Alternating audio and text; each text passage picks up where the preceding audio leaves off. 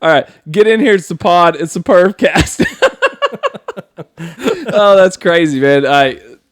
Family runs in. It's all good. That's what happens, dude. Here's the thing. This is going to come out after the Super Bowl. They heard you say get in here. They took it literal. Yeah. Oh, yeah. They must have heard me. That's a good point. Yeah. They were like, Dad invited us into the podcast room. This is going to come out after the Super Bowl, but I want to rock this real quick. But how about them Chiefs, though? How about them Chiefs for getting there? I mean, Super Bowl champs, AFC champs, whatever. For sure. We know that they're champions of something. So yeah, champs of something. We love them. Real quick, the drip.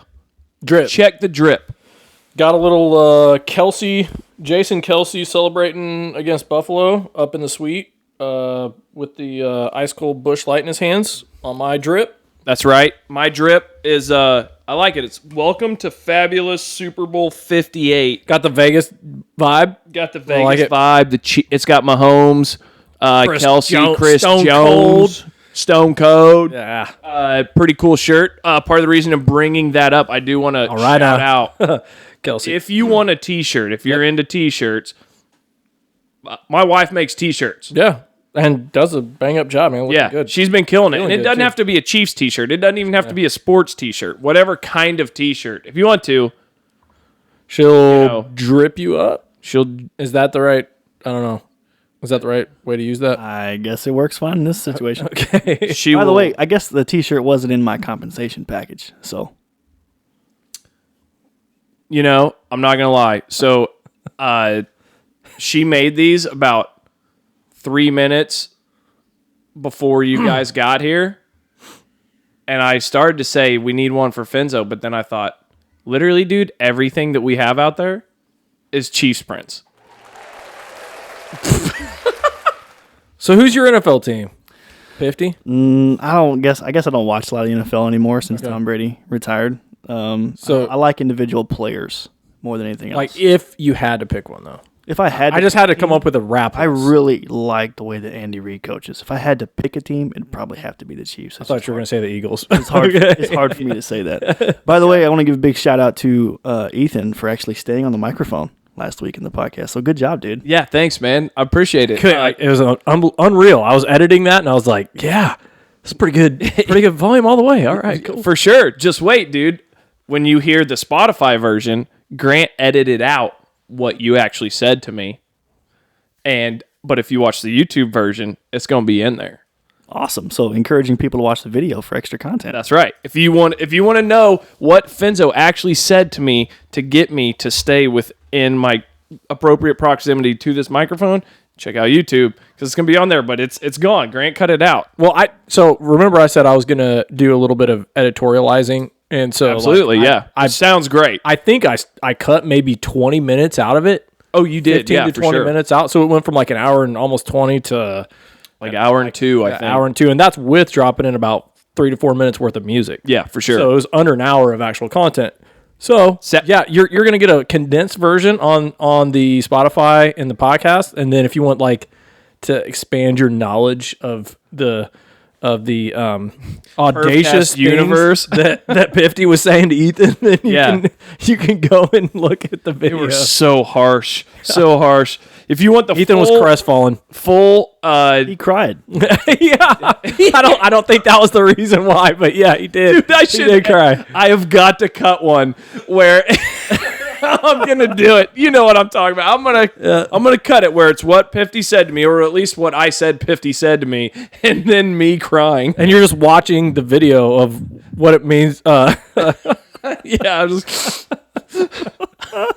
That's so good. We're gonna do it, dude. That. But yeah, if you want the full thing and see what really happens, hit YouTube. That's gonna have 100% like mostly uncut, just lining things up. Here's a video, but then also the other option that we're working on.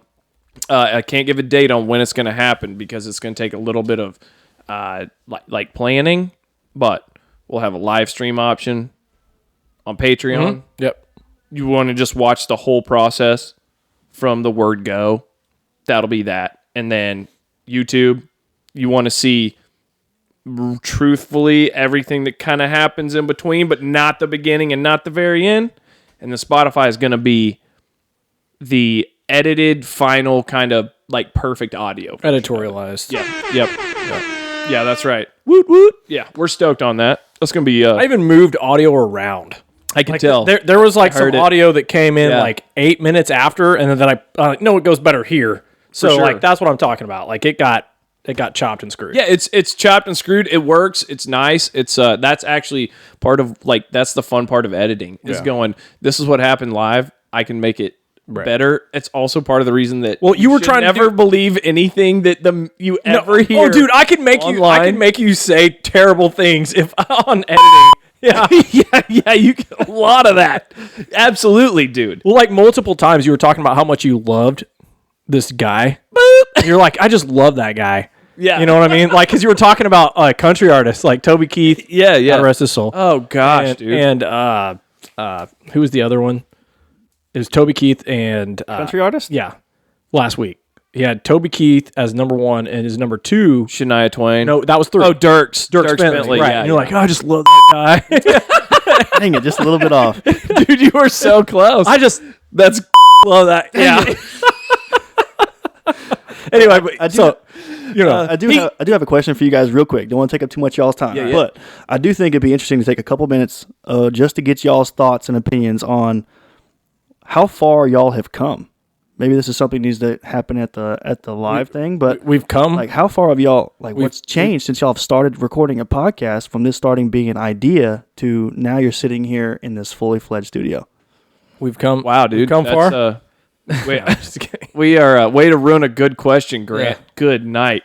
No, we've talked about this a few times. I was actually talking to somebody about it today, dude. Literally for the last probably 4 years, prior to whatever it was, January 3rd of 2023. I thought about it every night. It kept me awake. It was all consuming, the thought of it, you know, feeling like you got to do it. You at least have to try.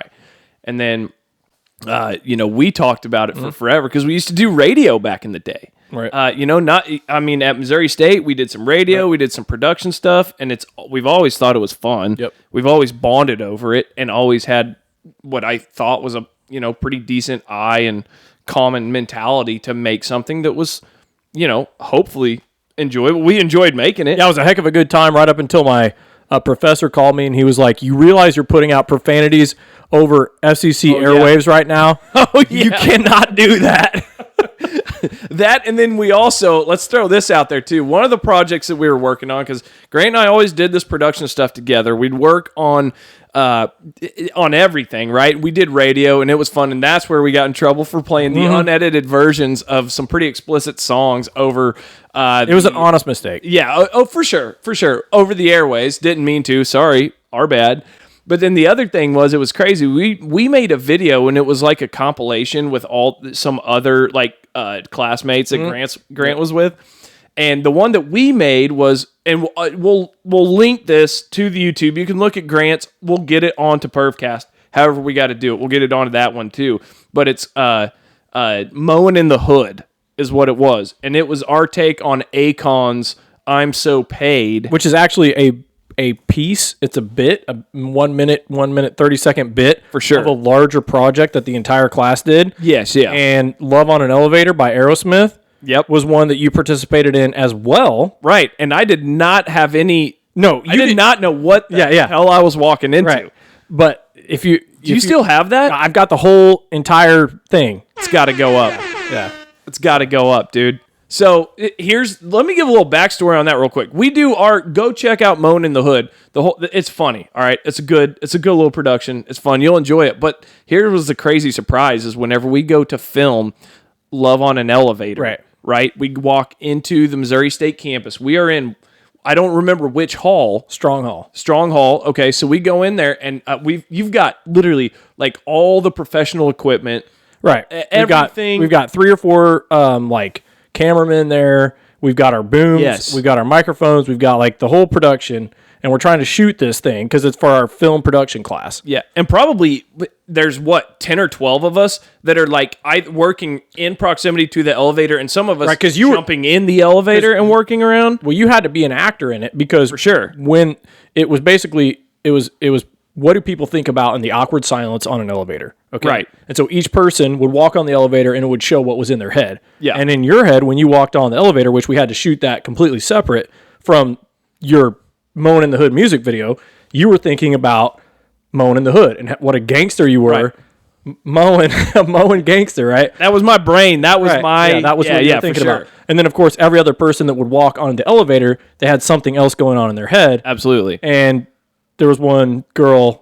Yeah, which surprised the absolute hell out of us wild, because dude. we show up and we go there and everybody, I don't think she had really distinguished exactly what her project, she told us like what she wanted to do. Hers was love on an elevator. Okay, right? yeah. But like, but we just thought she was just going to kind of like think about hearts and hugs and stuff like this. Nah, we get there in front of the elevator in front of Strong Hall and she tells us we're getting ready to start filming and she goes, so I had some friends that dared me and said that I wouldn't do it, so, and takes off this tan she's got a trench coat on, boom, lingerie in the middle of Strong Hall, people walking around, just a whole like full on class.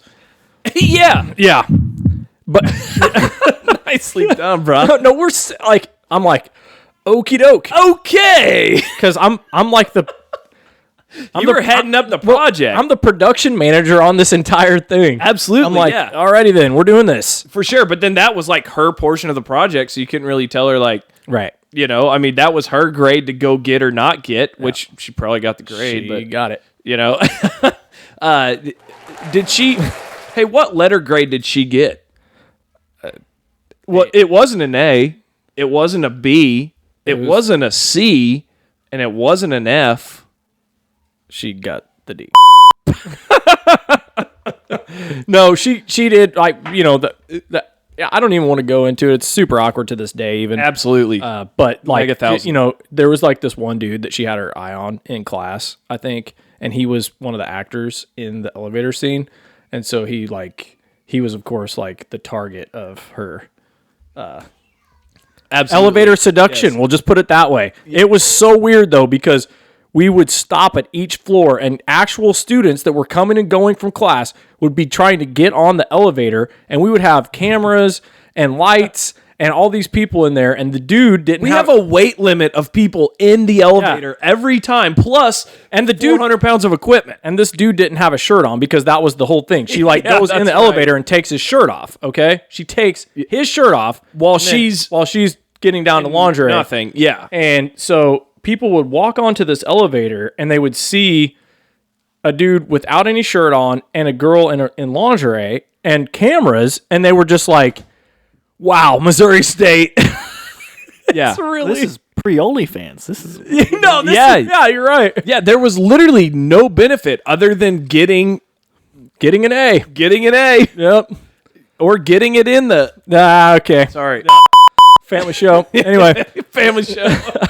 But yeah, I mean, it was wild. That was one of the craziest things. But but your thing, Mowing in the Hood, that was part of the elevator experience, because there were I think 5 or 6 different people that got on the elevator. She was just one of them. Yeah, you were one of them. Yeah, and there was other people that did some crazy stuff. But that was a cool deal. Gosh, dude, I'm so sorry. I derailed so far. 50 asked you, how did you get here? And 15 minutes later, we're talking about Missouri State back in the day shooting. Softcore film projects. Yeah, I guess so, dude. I am so sorry. Truthfully, he asked like an incredibly like a question that means a lot, and I'm very excited to answer. But then, you know, I kind of gave the no, but actually, that's true. In a nutshell, though, that is what he just said. Like all that stuff that we did together, like kind of doing media production and the filming some of that and doing the radio shows and stuff. It gave us a little bit of a love to actually kind of get our brand out there. Yeah, yeah. Kind of exercise our own creativity and doing stuff together. So actually, it all gave us in a way that is an answer for sure. It literally gave us something, which we've always been close, but then that was like one more thing that you know. We could not detach from those fun memories and the thought of how cool it was to use your creativity and go make something. Yeah. And I think what Pifty was saying, he said, you know, you guys started this a year ago how far have you come? And I think what your answer to him was is like, we started this. Truly 10 years ago. It's just the podcast is kind of the most recent iteration of us being creative together for sure. Doing funny stuff. Do you remember when we were on landscape projects or doing, dude. And we would shoot these little Vines. What was it called? Vines? Vines back that? in the day? Yeah, I went viral on Vine a couple times. We would just it wasn't me so much, but it was like you or whoever. Yeah, Jackson, I think. Duncan. Duncan. And we would just shoot a little something, and it would be like a 10-second deal, but it was somebody like weed eating, and they were like shaking their butt while they're weed eating, or just something goofy like that. I buried Duncan in a ditch, like a little drainage ditch one time. Oh yeah, while you were doing a French drain. Yep. Yeah. So it's just stuff like that. We just always had a good time and thought just get our creativity out. So. Yeah, it's a creativity thing more than anything. Yeah. But as far as going from a year ago to now, it's truly like an answer. It's truly an answer to prayer and is massive steps in the direction that we want to move. And it's not obviously where we hope to someday land, but we sat for the first shoot for the time, moon, land in the stars. That's right. Stars are pretty good, but we sat for the first time. I recorded something on this little mixer, which I have to give my wife all the praise. Whoever came up with that quote clearly didn't understand that stars are way farther away than the moon. Yeah, anyway. Yeah, for sure. Shoot for the stars, land on the moon. How about that? Lack of accuracy. Okay, yeah, for sure. I don't know how we got here. Finzo, why don't you tell us what do you see when you look at the beginning to where we are now? Oh, man, that's tough. I think what I see from you guys is just a consistency. And I think in the media space, you get a lot of ins and outs because everybody jumps at something and they don't have the fortitude to gut through it even when it's hard. So one of the things I've been impressed by with you guys is just the consistency. So like showing up every day or every, once a week and putting out content or putting in the time to record it. So the consistency for me is I think what it takes first, and you guys have the discipline and the fortitude to make that happen. So if we go back to a year ago, I think the quality of the content has gone drastically up. I think the quality of the equipment, the cameras, the recording now, everything Studio. that you guys have put into it. So it's just really cool to see. And, if this is the beginning, then that's pretty cool. Yeah. Dude, absolutely. That's awesome. Thank you, sir. Yeah, thank you so much, man. Very kind words. Yeah, that's incredible. First time anybody's ever said anything good about this podcast. We got our first positive, dude. Can you please put that on our forum, or can you please put that on our comments? Dude, that meant so much. My legs are sweating. That's freaking awesome. My legs are sweating. Yeah.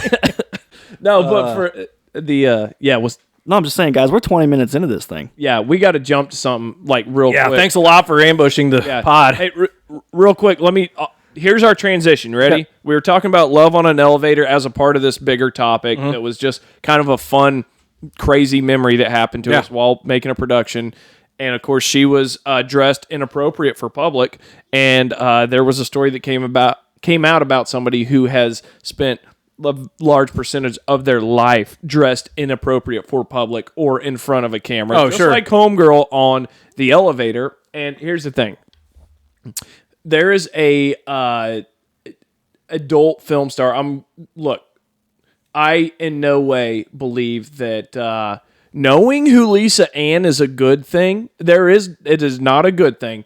But I'm also not an idiot. I'm not going to act like a lot of people don't know. Yeah, sure. Also, her last employer was Fox Sports Radio, as far as I know. So, anyway, she got drug out of a comedy show, like cuffed and stuffed and drug out of a comedy show.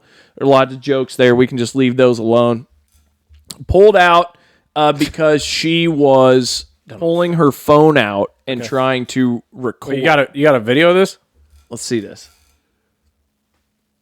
So that there's security personnel right there. Yeah, for sure. And she's got her. Heck, wasn't that her phone right there in her hand? Mm-hmm.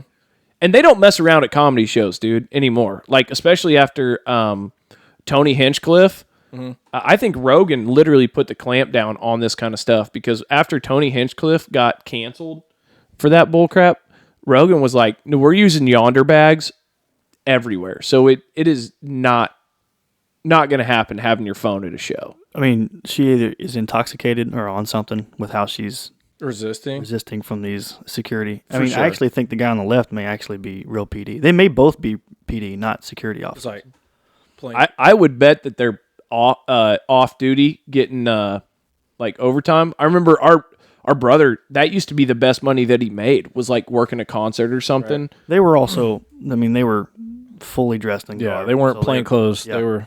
Yeah, They were badged up. for sure. But then she even knew who it beyond was. that, So like, that- you that know what was- the rules are. Don't do it. It was know? Matt Rife. Matt Rife, yeah, Okay. yeah. Which you guys ever watch Matt Rife? Yeah, I know who it is, but I know who he is. I don't know. He's not really my I cup just of look soup. at him and like, I don't know. I'm not gonna say anything that'll get us banned. Word. That's weird to me. I mean, obviously, I was just enjoying the show. 45 minutes in handcuffs, sent to an ambulance, and released. Meanwhile, I missed the show I was so looking forward to. The video would say she otherwise. said she didn't Yeah, touch for sure. She said in her words, "I didn't touch my phone." Did you see that? It was in her hand. The video allegedly recording the show. So that's the source from the venue. So she was asked to stop and refused. So then my guess is somebody from the venue asked her to put her phone away. Right. And she said no. So I mean, I don't know why she's saying I did nothing wrong when the venue's saying we have you like on video. Yeah. Looking like you're holding a phone. We have a policy, and I'm sure that I guarantee you that whenever that ticket was acquired, whether it was her or not that hit the purchase button on it, dude, there's a little check mark that says I accept the terms and conditions of this venue, or I will abide by whatever. Because I was just looking at Blue Room Comedy Club in Springfield recently about going to one of those shows, and when you go on there, dude, they have essentially rules and regulations for their own vicinity, and if you don't sign it, then you can't buy that ticket. You know, It says on this source right here that you just pulled up, she was not removed for the phone. She was removed because she was disruptive, and she was being very disorderly. yeah, I'm sure she was tore up, just like, Well, I mean, you know, I'm not. Can I just? She was kicking police, started getting loud, and she can be seen using her phone before being removed. So. Right. Yeah, and that's a big no. You want to try and use your phone? Cool. When somebody asks you to stop, don't do it, because literally all these comedians, they all feel like after what's happened to a couple of these people, which, you know, a comedy show is viewed as a private thing. You are paying to come have private thoughts from my brain to you. So therefore, this is not to be shared. This is this is understood that this is in humor. And I think there are a lot of people though that like just have a real hard time with like even going, 10 seconds without grabbing or holding or looking at their phone. So like one thing that comes to mind is the few times that we've gone gambling at a casino and been at a blackjack table. If you pull your phone out at that blackjack table, that dealer is immediately going to tell you, please put your phone away or leave. There's no phones allowed at this table. Yeah. If you do it again, the pit boss is going to come over and have a talk with you. For sure, yeah. If you do it again after that, you're going to be escorted out. Yeah. And I mean, we're not even talking like using your phone. Not like you're not like holding it up here. You're just like pulling it out, right? Yeah, you're like, you can't my wife. My wife text, texted, like reading a text message Right. on the home screen. Right. And Yeah. No, you can't even do that. So like, my wife texted me. Right. You know. It's like, honey, I'm sorry, I couldn't. I played blackjack for 5 hours straight. I couldn't get back with you. Yeah, for sure. Yeah, I was losing so much money I couldn't. I was stop. losing our hard-earned cash, so I couldn't For talk. sure. on the flip side, we got to move out. Let's. Yeah, for sure. Put the house up for Yes. mortgage. Speaking of moving out, you want to move out of this? I just thought that I was sure. like, But I mean, I be respectful, I guess. yeah, for sure. Ridiculous. Comedians take it serious because that pretty much ends. Dude, celebrities though, I just feel like they feel. And celebrities, politicians, whatever, a lot of them just feel like they're above the, It's the entitlement. rules. Like, they don't have to abide by the same rules everybody else does, right? They're celebrities. I hate that. I hate that. Wrong. Like, you see these people on you see, like, here we go. On airplanes, you get these Instagram famous people freaking out on airplanes. It's like, why do the rules not apply to you? Because I have 2 million followers on Instagram. It's like, I don't give a shit. Absolutely you still not. have to follow the FAA rules, dude. Yeah, you a human? You know? Yeah. Yeah, then get on board. Yeah, and like that's usually what the people tell them. Person.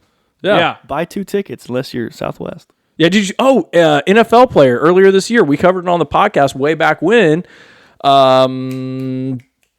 Wide receiver, New Orleans Saints. Michael Thomas? Not Michael Thomas. The other one, the rookie, the second year guy. Ohio State. Chris Olave. Chris Olave Yeah, there you go. got arrested in New Orleans after a game. It was like the night after a game or something like that.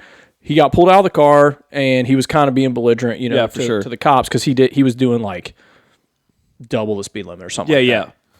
And it was like 35. It was like in a neighborhood, and he was doing 75 or 80. They pulled him over. They're like, "Dude, get out of the car." And he goes, "Do you know who I am?" Yeah, he goes, "Do you know who?" He pulls that card. "Do you know who I am?" For sure. And they're like, "I don't care who you are.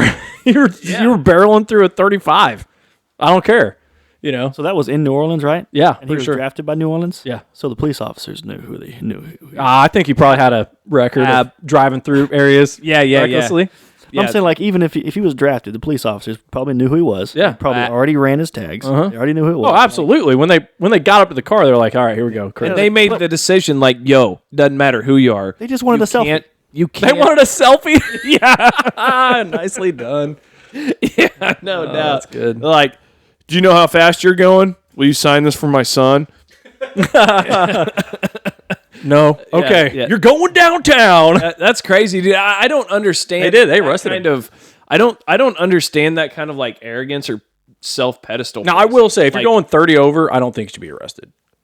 I think you should have a hefty ticket, a warning. Yeah, I'm with you. And like that's it. In certain instances, that can be accompanied with a involuntary manslaughter deal too. Yeah, I I just think that's a little overhand. But Yeah. like arresting someone for going a little too fast. Like I get it, but I'm guessing it was a repeated thing. Yeah, I would guess. Also, it was probably in a vehicle that was pretty damn flashy and likes to draw attention to it as well. Sure. If I had to guess, I doubt 70 to 35. Yeah, 70 and 35. I doubt that he was rolling around in a 2004 Honda Civic.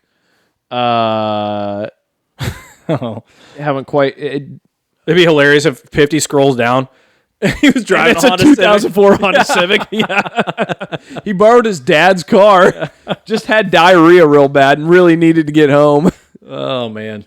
He had eaten some bad crawfish, and he was having a run-in, dude. That's crazy, man. That'll happen. But anyway, we can move on from that. But I just, in keeping, in being consistent, with that whole Lisa Ann deal, it's like, just because you're famous or well-known or a celebrity or a famous sports star, it's like, you gotta follow the rules just like everybody else. Like, don't think that you're now somehow, Yeah. In fact, that kind of crap pisses me off. That should make you less above the law. Yeah. Because you have so many more benefits. You have added benefits. And I'm not about this like communists distribute the stuff, but redistribution of wealth. Yeah, like let's say you get in trouble, you have all the resources to take care of yourself in that situation. You know what I mean? Like, you don't need extra special treatment for sure. If somebody needs the benefit of the doubt and a little bit of help, it's the little guy that's delivering pizza at Domino's that hit somebody with their car, unintentionally, and hits a bicyclist while they're delivering pizza.